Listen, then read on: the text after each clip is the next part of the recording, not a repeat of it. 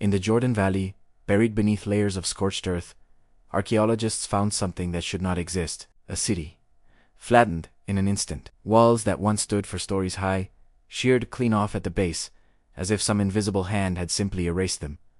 Pottery shards fused into glass, human bones, scattered and broken, bleached by heat so intense that scientists still argue about what could have produced it. For years, the site sat quietly under the sand, just another mound in a land littered with ruins. But when researchers finally dug deep enough, they uncovered a layer of destruction unlike anything else found from the ancient world. A layer that some scientists now believe matches almost too perfectly a story first written thousands of years ago in the book of Genesis. The story of Sodom. And what makes this mystery so unsettling is not just what was found in the dirt. It's that modern science, with all its instruments, its carbon dating, its spectrometry and satellite imaging, still cannot fully explain how it happened. Let's go back to where the story begins. Somewhere around 4,000 years ago, in a wide, fertile plain near the southern end of the Jordan River, 5 cities flourished. The land was so lush that the book of Genesis compares it to the Garden of God, a paradise before its fall. Genesis 13:10 describes the plain as being well-watered everywhere, before the Lord destroyed Sodom and Gomorrah, like the garden of the Lord. It was here that a man named Lot chose to settle. He was the nephew of Abraham. And when the two men's herds grew too large to share the same land, Lot looked out over that valley and saw opportunity so abundant. He had no idea he was looking at a place with an expiration date. The Bible tells us the cities of the plain grew wicked. Sodom, in particular, became a byword for cruelty and moral corruption. And in Genesis chapter 19, the account turns dark. 2 visitors, described as angels, arrive in the city. Lot takes them in. That night, the men of Sodom surround his house, demanding he hand the strangers over. What follows is a scene of chaos, threats, and warning. By morning, Lot and his family are told to run, not to look back. Then comes the moment that has puzzled readers and scientists alike for generations. Genesis 19:24 says, "Then the Lord rained down burning sulfur on Sodom and Gomorrah from the Lord out of the heavens, fire from the sky." For most of history, this was read purely as a spiritual event, a supernatural judgment beyond human explanation. But in recent years, a discovery in Jordan has forced scientists to ask a very different question. What if something physical really did fall from the sky that day?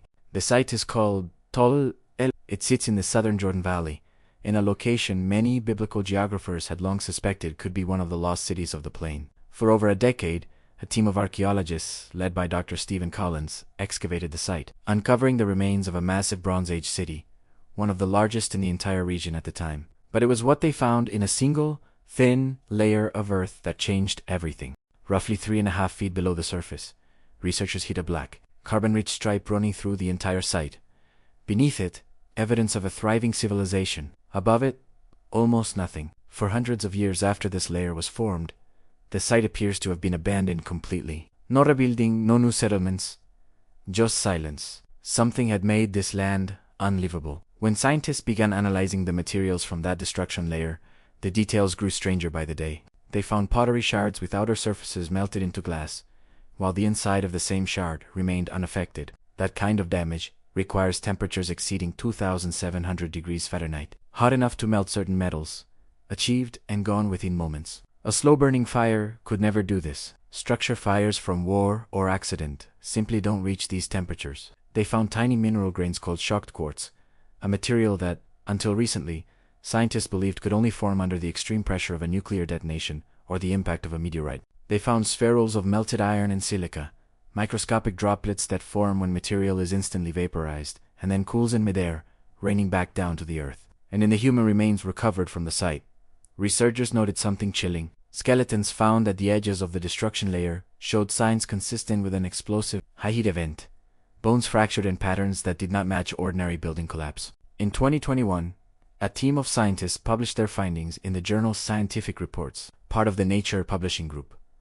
Their conclusion was extraordinary. They proposed that Tall el-Hammam had been destroyed by a cosmic error, an explosion caused by a meteor or comet fragment breaking apart in the atmosphere above the city, unleashing a shockwave and thermal pulse similar to, though smaller than, the Tunguska event that flattened over 800 square miles of Siberian forest in 1908.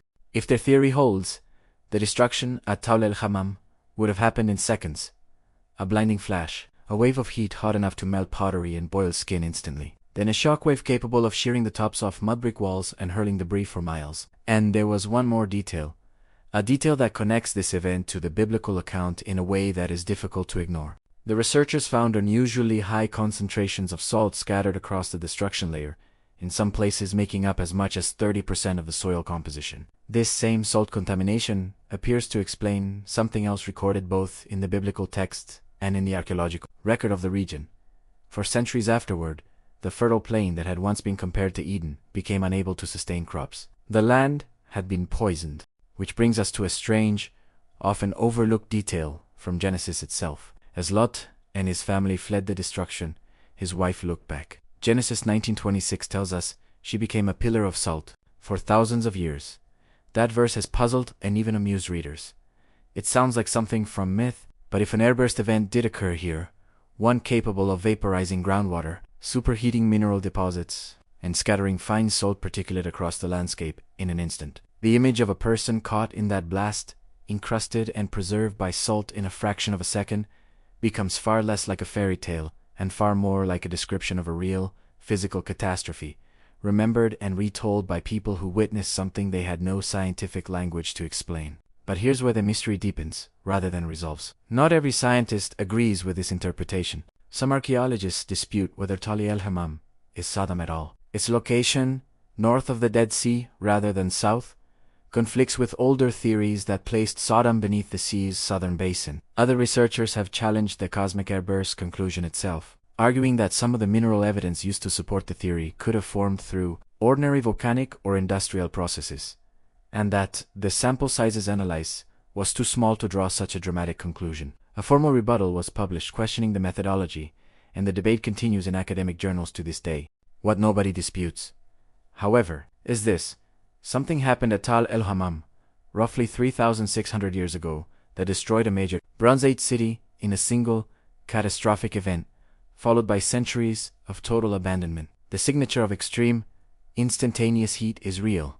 The salt contamination is real. The layer of total civilizational collapse is real. Whether it came from the sky in a burst of cosmic fire, as both an ancient text and a modern scientific paper now suggest, or from some other cause scientists have yet to identify, remains an open question. And that's what makes this more than just an archaeology story. Picture the people who lived through it, whatever it was. Families going about an ordinary morning in a wealthy, thriving city, unaware that anything was wrong. Then, in an instant, the sky changing.